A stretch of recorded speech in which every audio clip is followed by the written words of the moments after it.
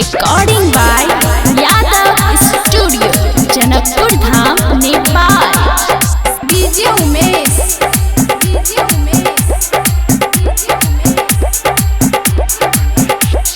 सुखीपुर बाजार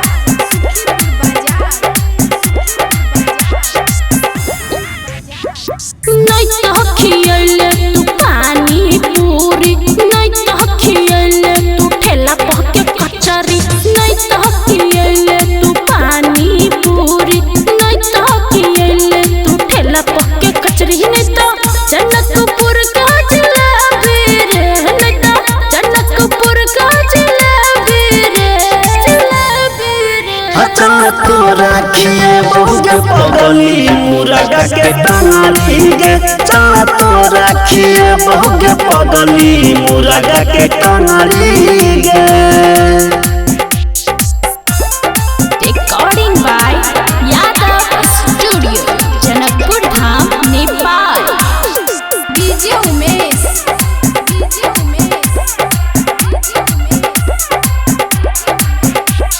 सुखीपुर बाजार खाना खात मन पियाइया, दाल भात सब्जी देख मन ओकियाइया, मन ओकियाइया नछे आई कहना तो रे घर के खाना खात मन पियाइया, दाल भात सब्जी देख मन ओकियाइया, मन ओकियाइया चाउमीन मामा के आई कहना लगे सप्तरी के बेड़ा रे, लगे सप्तरी के बेड़ा रे,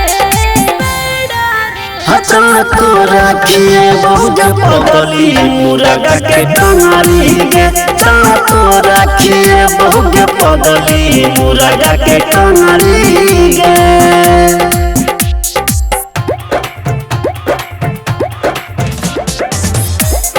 recording by Yadav studio Janakpur Dham Nepal. DJ Umesh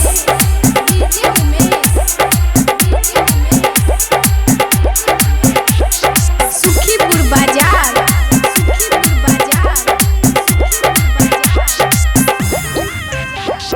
Patna शहर के तू चटना चटा दे, कलकत्ता के है रसगुल्ला खिया दे, खिया दे, खिया दे ना रे। हाँ रे पटना शहर के तू चटना चटा दे, कलकत्ता के है रसगुल्ला खिया दे। भूखर खानदान से छकी अनता हैदराबादी बिरयानी रे, अनता हैदराबादी बिरयानी रे, बिरयानी रे। अचानक राखिए बहुत पगली मुर्गा के टंगाली गे, चला तो राखिए बहुत पगली मुर्गा के टंगाली गे।